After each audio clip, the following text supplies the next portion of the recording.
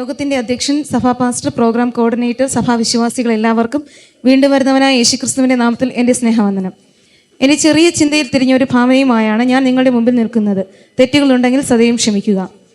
യാത്രകൾ ഇഷ്ടപ്പെടുന്നവരാണ് നാം എല്ലാവരും. അങ്ങനെ ഒരു യാത്രയിലൂടെയാണ് എൻ്റെ ജീവിതാരംഭവും. വളരെയധികം സുന്ദരവും ആകർഷണീയവുമായ പ്രകൃതിയുമായി ഇണങ്ങി ജീവിച്ചിരുന്ന എനിക്ക് അതിൽ പലതും അത്ഭുതമായി തോന്നി. പക്ഷേ എൻ്റെ കാര്യം ഓർക്കുമ്പോൾ എനിക്ക് വല്ലാത്ത സങ്കടമുണ്ട്. എന്നെ കാണാൻ ഒരു ഭംഗിയുമില്ല. മാത്രവുമല്ല, മറ്റുള്ളവരെ വേദനിപ്പിക്കുകയാണ് എൻ്റെ ശരീരം കൊണ്ട്. എനിക്കതിൽ വളരെ വേദനയുണ്ട്. അങ്ങനെ ഞാൻ വളരെയധികം സങ്കടത്തോടെ ആയിരുന്നൊരു ദിവസം പെട്ടെന്നൊരു മഴ വന്നു. എൻ്റെ ജീവിതത്തിൽ അതൊരു വഴിത്തിരിവായി. ആ മഴയിലൂടെ ഞാൻ യാത്ര ചെയ്ത് ഒരു പുഴയിലേക്ക് എത്തി. വളരെ സന്തോഷം തോന്നി. കാരണം ഇനിയും ആരെയും വേദനിപ്പിക്കേണ്ടതില്ലല്ലോ. അങ്ങനെ സന്തോഷകരമായ യാത്ര തുടങ്ങി. ആ യാത്രയിൽ എനിക്ക് ഒരുപാട് മാറ്റമുണ്ടായി. കളകളം ഒഴുകുന്ന പുളകമാർന്ന നദിയിലൂടെ തട്ടിയും തടഞ്ഞും യാത്ര തുടർന്നു. ഏവരെയും വേദനിപ്പിക്കുന്ന എൻ്റെ ശരീരം മാറിത്തുടങ്ങി.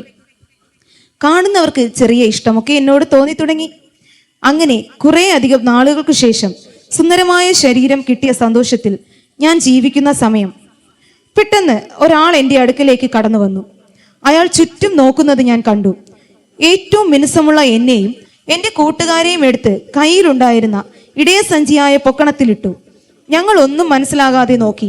അല്പം മുന്നോട്ട് നീങ്ങിയപ്പോൾ എന്തൊക്കെയോ ഒച്ചയും ബഹളവും കേൾക്കുന്നുണ്ടായിരുന്നു. പിന്നെയും ശബ്ദം കൂടി വരുന്നുണ്ടായിരുന്നു. സഞ്ചിക്കകത്തായതിനാൽ ഒന്നും കാണുവാൻ കഴിഞ്ഞില്ല. അവനും എന്തൊക്കെയോ തിരികെ പറയുന്നുണ്ടായിരുന്നു. ഞങ്ങൾ പരസ്പരം നോക്കി മിണ്ടാതെയിരുന്നു. പെട്ടെന്ന് ആ ബാലൻ സഞ്ചിയിൽ നിന്നും എന്നെ എടുത്ത് തൻ്റെ കവണയിൽ വെച്ചൊരൊറ്റ വീശ്. ഞാൻ ഷൂമെന്ന് പറഞ്ഞ ഒരൊറ്റ പാച്ചിലായിരുന്നു. ഇന്നേ വരെ ഞാൻ ഇത്രയും വേഗത്തിൽ പോയിട്ടില്ല. എന്തൊരു സ്പീഡായിരുന്നു എനിക്ക്! ഞാൻ തന്നെ അതിശയിച്ചു പോയി.